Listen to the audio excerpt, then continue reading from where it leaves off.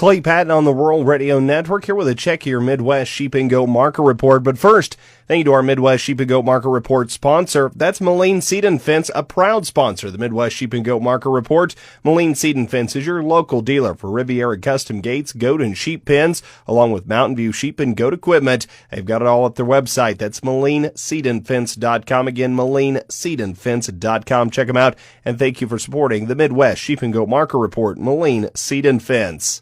For the week ending September 24th, the Midwest Sheep and Goat Market had a slight downturn from last week's sharp uptick in the market. The downturn could have come with what appeared to be a slight increase in volume across all sales. Demand remains noted as moderate at best for most sales. Ethnic holiday demand could still be in the market for the next week or so, but I think it'll be critical for us to watch next week and the following week to see if it stays steady or even another pullback or a slight decrease in this market. That'll likely show us that ethnic demand has been filled for the upcoming holidays.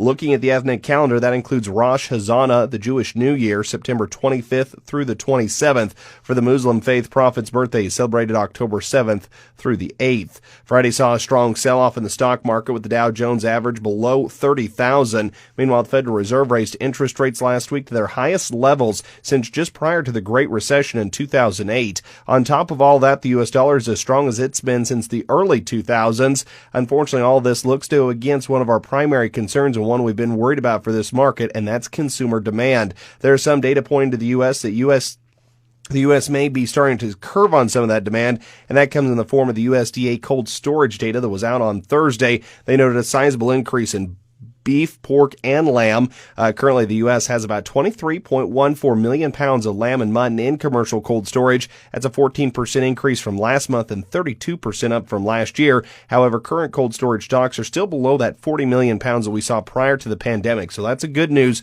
but if we're building up to it, it won't take us long and we'll be back to those pre-pandemic levels. So far, the market's had some bumps, but a drop in consumer demand I still think is one of the biggest threats that really come to this market. We've talked about the concern from a drought perspective, but I think we're starting to curtail that a little bit. Once we get to this hay market report, the guys that are going to hold on, they're buying that hay, they're getting things set. So maybe that's starting to shift a little bit till we either start running out of feed midwinter or starting to look out towards another drought towards next spring. That could start to shake up things once again if guys are going to have to liquidate herds from that perspective. I think right now, though, the main mindset is, what does a consumer think about all this? Their currency is stronger, but that's only if they're in a more international setting. Inflation's up. The Wall Street Journal had an article out this past week that in general most food is up about 15% on the year. Items like butter up almost 25-30% on the year. So protein is going to be a primary concern. What happens when they have to start making tough decisions at the meat counter, or maybe they just can't spend as much as they have in years past? The general demand or the general cash flow could dip away a little bit, so maybe we don't see quite the run up in strong prices like we did a year ago here in the small ruminant sheep and goat market. Still, though, if you've got quality stock, there's some good quotes out here. Highlighted quotes from this week include Columbus Sales Pavilion. Found some of the best-selling does there. 13 Bordeaux replacements. They weighed about 116 pounds. Running age girls. They brought almost $304 a head on the average. The upper end of them bring close to $325. Columbus also sold 6 more breeding buck goats for $480 a head. Some of those were registered, but it didn't break them out. It just lumped them all into one. But a $480 head average nonetheless. Colby Livestock in Kansas sold 4 104-pound boar wethers for $320 a hundredweight, $332 a head. Colby also sold 83 head of white-faced slaughter lambs weighing 83 pounds for $205 a hundredweight. That's $170 a head. Sioux Falls Regional Livestock in South Dakota sold 3 head of 138-pound does for $283 a head. Producers Livestock in San Angelo, Texas sold 10 head of hair-feeding lambs weighing 44 pounds for $300 a hundredweight. That's $132 a head. The upper end of the draft brought $325 a hundredweight. That's $143 a head. Producers also sold 15 head of open replacement yearling hair ewes weighing 84 pounds for $218 a head. For the goats at Producers Livestock in Texas, they sold 126 head of 37-pound feeder goats for $367 a hundredweight average, or about $136 a head. The upper end of those little guys brought $397 a hundredweight. That's $147 a head. Kelowna, Iowa sold 4 head of feeder wool lambs weighing 48 pounds for $305 a hundredweight, or $146 $46.40 a head. Kelowna also sold 25 head of 55-pound slaughter goats for $362 a hundredweight or $199 a head. The upper end of the draft brought $381 a hundredweight or $210 a head, though, in that particular lot. And finally, in Centennial Livestock in Colorado, they sold 19 head of exposed running age hair ewes weighing 119 pounds for $140 a hundredweight or $167 a head. Other commodity markets towards the beginning of the week were strong, but Friday brought broad selling to the entire market complex, commodities included. There's concerns about ample global supplies of grain meeting demand, especially with Russia increasing its attacks and aggression against Ukraine, really going on a full all-out conquest or bust, and likely cutting off safe passage for Ukrainian grain out of the Black Sea. So that rallied the wheat market early on, lent support back over the corn market as well. Soybeans watch Brazil get underway, though, with their next round of planting. If weather cooperates, they could see a near bumper and record crop. That puts pressure on soybeans, along with a drop in Chinese demand for soybeans. That comes as they bought a few more cargoes out of Argentina, as Argentina offered that special exchange rate for their pesos, offering 200 pesos to $1 versus the standard of about 140 to 150 pesos to $1 just for soybean farmers. So that attracted about 5 million metric tons of soybeans to the market. So again, that put a little more Chinese demand over that way as well. The U.S. dollar index on 20-year highs and makes exports just more expensive for other countries. The market could bounce early next week for traders if they calm down over the weekend, but any news stories that fan the flames of war or recession will likely continue this risk-off sentiment to continue, and really it's that global recessionary concern that seems to be gripping the market.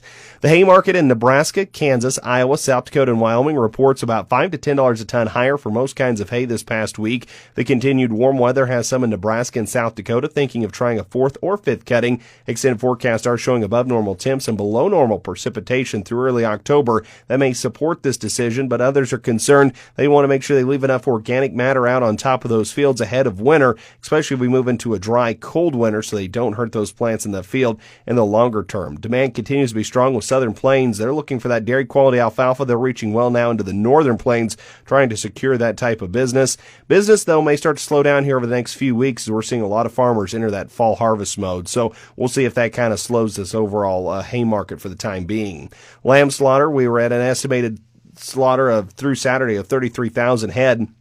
That's a decrease of 1,000 head from the previous week, down 2,000 from last year. Year-to-date lamb slaughter, 1.266 million head, down 9.2%, 128,000 from last year. Live lamb weights, though, were down a pound from last week, 129 pounds, still up 10 pounds from last year. And the dressed weights at 65 pounds, down a pound from last week, still up 5 pounds from last year. Goat slaughter under federal inspection, 8,138 head. For that regional price spread, we go to the wool lambs for this week, 40 to 70 pounds, 110 to 305 a hundredweight, 70 pounds and up, 85 to 220 a hundredweight. On the hair lambs, 20 to 40 pounds, 225 to 325 a hundredweight, 40 to 70 pounds, 142 to 325, 70 pounds and up, 142 to 325 a hundredweight as well. On the wool ewes, stocker quality, $80 to $120 a hundredweight, slaughter wool ewes, 42 to 110 a hundredweight, and the rams, $100 to $130 a hundredweight. For the hair ewes, the replacement quality kind, $145 to $220 a head, slaughter ewes at $60 to $125 a head,